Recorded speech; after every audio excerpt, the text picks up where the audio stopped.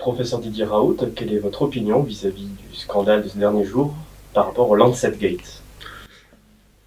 Ça dépasse bien le Lancet Gate. Lancet Gate, c'est un symptôme qui est tellement comique que finalement, on dirait les pieds nickelés font de la science. C'est pas raisonnable, quoi.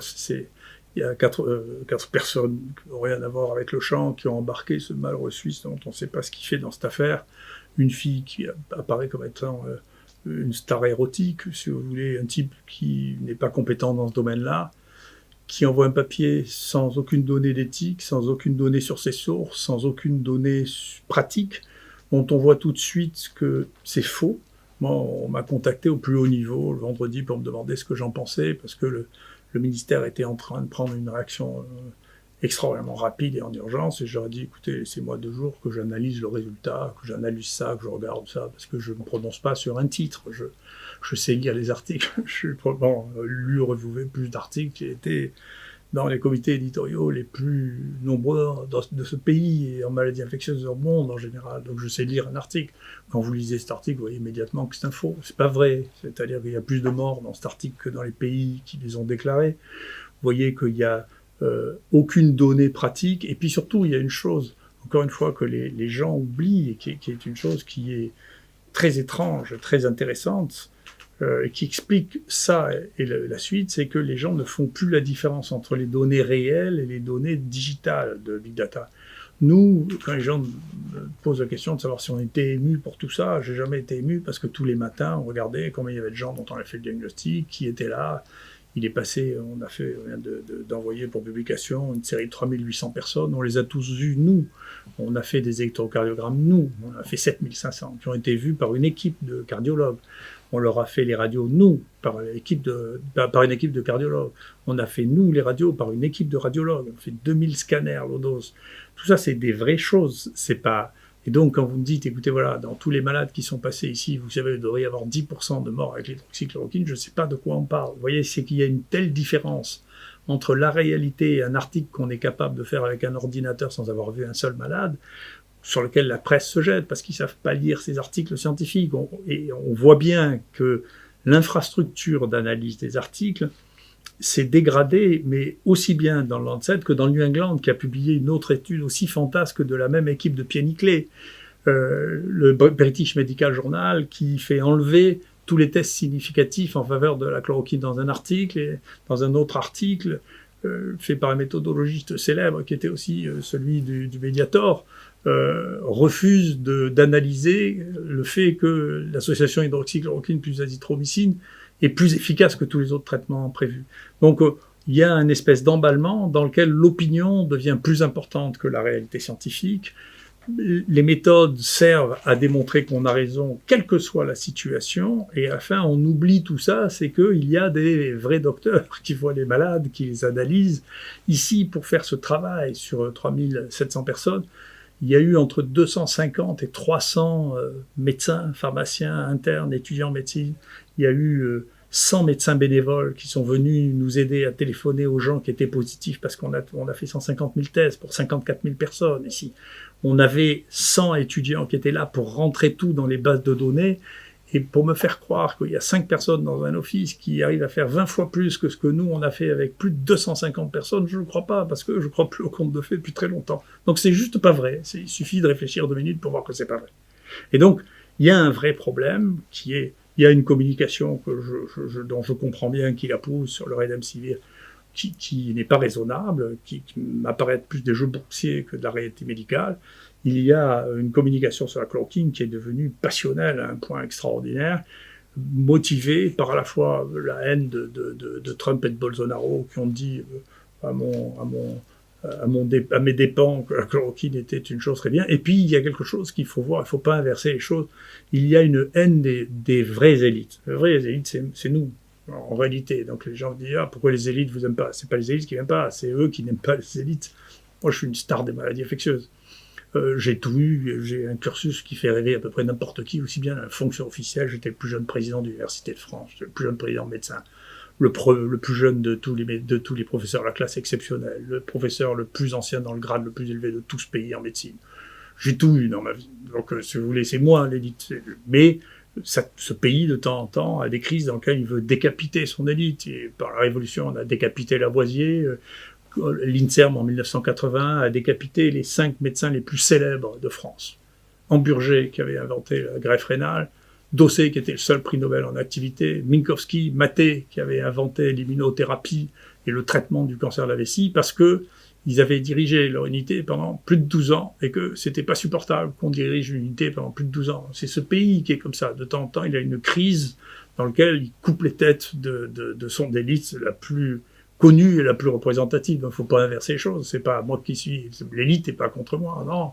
C'est les deuxièmes couteaux qui sont contre moi. C'est tout. C'est les deuxièmes couteaux qui haïssent les premiers couteaux. C'est la vie. Mais c'est banal. Vous savez, ça arrive dans beaucoup de comités éditoriaux parce que j'en connais beaucoup. C'est pas les stars qui dirigent ça. C'est les gens qui n'ont pas réussi dans le métier qui font ça. Et de temps en temps, ils ont des poussées de haine contre les stars scientifiques. Moi, j'ai entendu quelqu'un du groupe Nature nous dire, vous savez, que ce soit un prix Nobel ou un inconnu, on traite le papier de la même manière. Ce qui est une folie, la crédibilité de celui qui écrit, c'est essentiel. Sinon, il se passe, à force de dire ça, qu'on finit par éditer les pieds nickelés. Et les pieds nickelés, après, comme effectivement, dans notre pays, les choses sont passées trop vite, il y a trop de réactivité, où il n'y a pas, autour du ministère de la Santé, de gens qui sachent lire les articles réellement. Et donc, on s'est précipité là-dessus pour prendre des décisions. À l'OMS, on s'est précipité aussi pour prendre des décisions. Ça veut dire que personne ne sait lire les articles, parce que les gens qui savent lire les articles, ils ne le croient pas une autre seconde. Je peux vous dire, l'autre star des maladies infectieuses et tropicales, il est à Oxford, il s'appelle Nick White. C'est pas très loin de Londres, on peut lui demander son avis. C'est le premier signataire sur le papier qui écrit au Lancet, attendez, on peut pas accepter ça. Il faut que vous répondiez à ces questions. Parce que ce que vous dites, on peut pas le croire. Donc, il suffisait de demander aux gens qui savent. Donc il y a un vrai problème actuellement sur la crédibilité, et le problème de la crédibilité, il est lié au fait que les gens ne veulent pas accepter le fait qu'il existe une hiérarchie scientifique. Vous nous aviez promis la semaine dernière de nous expliquer pourquoi les enfants sont moins touchés par le SARS-CoV-2. Avez-vous des éléments de réponse aujourd'hui ? Oui, bien sûr, parce que, encore une fois, nous on travaille beaucoup, on fait énormément de choses, énormément de tests, ce qui nous permet d'avoir des données. Vous savez que ces données, je les ai transmises au fur et à mesure que je les avais au plus haut niveau. Par exemple, j'avais expliqué que si la courbe suivait cette pente, eh bien, en mai, les choses s'arrêteraient, ou on serait prêt de s'arrêter. C'est ce qui s'est passé. J'avais expliqué, d'ailleurs, mon collègue des fois ici disait non, c'est pas vrai, on sait pas. Mais enfin, j'étais le seul à avoir des données, donc je savais bien, juste avant que l'Islande rapporte ces données, que chez les enfants, il y avait peu ou pas de cas. Donc, qui était un mystère, qui était une chose qui était compliquée, mais qui était vraie aussi. Donc, à la fin, on a regardé, on a trouvé une chose qui est très intéressante, parce qu'on s'intéressait à la fréquence des coronavirus avant cette crise. Il y avait d'ailleurs que les Chinois qui s'intéressaient, et une équipe américaine qui s'intéressait à ce niveau, au niveau où nous avons des données. Et donc, si on regarde cette fiche, on voit que, vous voyez, ça c'est tout le nombre de cas du Covid, c'est-à-dire de ce coronavirus chinois. Et si vous regardez, ça c'est les autres coronavirus qui circulent, et vous voyez qu'ils ont une répartition qui est exactement inverse. C'est-à-dire que ce sont les enfants qui font les coronavirus épidémiques. Tous les ans. Ça représente un nombre incroyable. Il est vraisemblable que tous les enfants qui vivent en collectivité font au moins une fois par an une infection à coronavirus. Et donc, cette infection à coronavirus, jusqu'à présent, on considérait qu'elle n'avait pas grand-chose à voir avec le coronavirus chinois. Mais c'est pas vrai. Et donc ça, c'est un deuxième travail que nous avons, qui est en cours, qui montre que, vous voyez, ça, c'est les gens qui arrivent avec un coronavirus chinois, et donc c'est leur sérum au moment où ils arrivent, ils n'ont pas d'anticorps, ça c'est le fond, et ça ce sont les anticorps qu'ils développent après 15 jours, vous voyez, avec cette technique, qui est une technique très très sensible, qui est celle de Western blot. Eh bien, si vous regardez les gens qui ont eu une infection par HKU, et la même chose avec ceux qui ont eu le coronavirus 63, vous voyez qu'un nombre significatif d'entre eux ont déjà des anticorps contre le coronavirus. Et donc, ils ne peuvent pas être infectés par le coronavirus parce qu'ils ont une immunité avant toute cette épidémie. Et parmi ces sérums, il y a des sérums qui ont été prélevés avant le tout début de l'épidémie. Et ça a été trouvé par 2 autres équipes, c'est pas nous qui avons trouvé ça en premier, qui ont publié une technique ultra sensible de détection des anticorps, et les gens qui ont regardé les cellules dite mémoire pour regarder si les gens qui n'avaient jamais rencontré ce virus avaient déjà une réponse contre ça. Et il y a entre 40 et 70% de la population qui était immunisée avant que l'épidémie commence. Et donc ça, c'est une leçon. Ça veut dire on ne peut pas spéculer sur les maladies quand on ne les connaît pas. Il faut d'abord apprendre à les connaître avant de prendre des grandes décisions. Et donc il faut laisser une part d'observation. Et c'est pour ça que les sites comme le nôtre jouent un rôle important, de mon point de vue. Il faut d'abord observer les choses, et on en tire des conclusions au fur et à mesure qu'on les observe. La deuxième chose, et ceci inclut le vaccin. Comment on peut réfléchir au vaccin si on ne sait pas quelle est l'immunité naturelle d'une population à ce virus?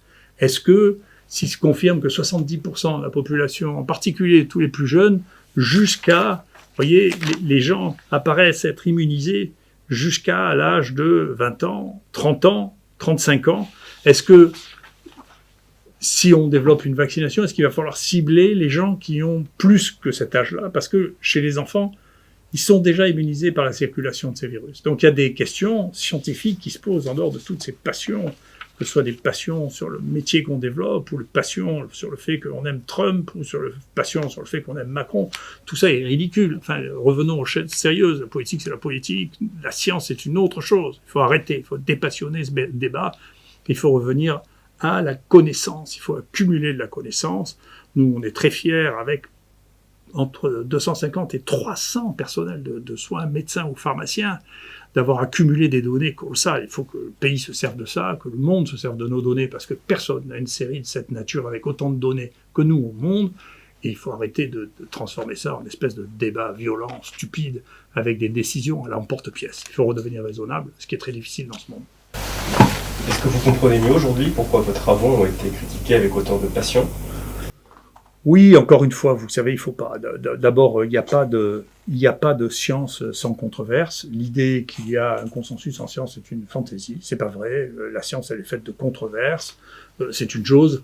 Et encore une fois, la haine qu'on a pu voir se développer. D'ailleurs, j'aurais souhaité, moi, que le Conseil de l'Ordre fasse un rappel à l'ordre aux confrères. Il ne faut pas insulter les confrères en public, comme ça, c'est interdit par le Conseil de l'Ordre. Le Conseil de l'Ordre devrait faire un rappel général. On ne fait pas ça, on menace pas les gens de mort, on les insulte pas sur les plateaux de télévision. Il ne faut pas faire ça, c'est pas bien.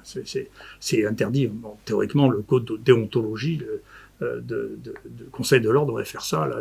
Ils m'ont convoqué pour me demander si j'avais bien le droit de m'exprimer en public, ce qui est un droit réservé, permis aux universitaires depuis le Moyen-Âge. On peut revenir sur les choses qui sont constitutionnelles. Il faut garder un peu le droit.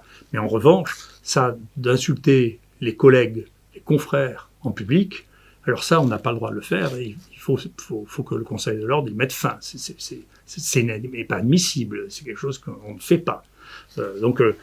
Je comprends bien, si vous voulez, que j'ai suscité des jalousies pendant toute ma vie. Alors quand j'étais élu président d'université, les gens se demandaient quels étaient les mécanismes absolument incroyables qui faisaient que j'avais pu être président d'université si jeune. Quand je suis passé à la classe exceptionnelle, tout le monde hurlait en disant que c'était profondément anormal que je sois nommé à la classe exceptionnelle. Donc vous savez, j'ai passé ma vie à être envié, jalousé. Faut pas croire que c'est l'élite qui me critique, c'est les gens qui sont pas à mon niveau qui me critiquent, c'est ceux-là. C'est pas dans les gens qui me critiquent, vous avez qu'à regarder. Les gens n'ont pas l'expérience de ça, mais enfin il suffit de regarder ce qu'ils ont publié, le nombre de fois où ils sont cités et qui ils sont. Et puis vous verrez que c'est pas l'élite qui me critique, c'est la non-élite qui critique l'élite et c'est un problème dans ce pays. Et moi je pense que le président devrait s'en préoccuper parce que les stars s'en vont de ce pays. Les stars sont si mal vues dans ce pays, en particulier de Paris. Moi je peux vous dire, les 3 meilleurs de mon champ à Paris, qui faisaient partie des highly cited, ces choses, c'est pas moi qui manipule ça, c'est les boîtes qui ont l'habitude de faire ça, sont partis tous les 3 de Paris à l'étranger. Donc ça, c'est un problème. Donc le problème, c'est pas l'élite, le problème c'est qu'on s'est mis à détester l'élite. Et que donc il faut pas détester l'élite parce qu'elle fait beaucoup avancer les choses. Et on a fini par croire que c'était pas l'élite qui faisait avancer les choses, et c'est une erreur. Et donc il faut revenir... L'INSERM devrait se poser des questions quand, vous savez, la seule unité de l'INSERM de bactériologie qui était dans l'hôpital dans lequel est Delfrécy d'ailleurs, est partie, les deux sont partis en Suisse parce qu'ils en avaient marre de travailler à la licence publique de Paris, si vous voulez, on devrait se poser des questions. Quand vous avez le type qui est le meilleur, c'est bien, d'ailleurs il est rentré dans le conseil scientifique, et lui c'est un très bon, Jean-Laurent Casanova, je m'excuse, il travaille à New York actuellement. Et c'est vrai que c'est probablement le plus grand généticien des maladies infectieuses. Donc il y a des questions qu'il faut se poser dans ce pays, c'est pourquoi on n'arrive pas à traiter correctement les gens qui sont les meilleurs dans leur domaine. d'abord, la presse ne sait même pas qui est qui, donc elle finit par croire que les gens qu'ils ont réussi à inviter sur le plateau sont du même niveau que les gens sur qui on dit du mal, ce qui n'est pas raisonnable. Donc il y a un manque de professionnalisme qu'il faudra bien corriger pour restaurer la crédibilité. Et deuxièmement, il faut se poser une question de savoir pourquoi on déteste tellement les gens qui sont la gloire de ce pays.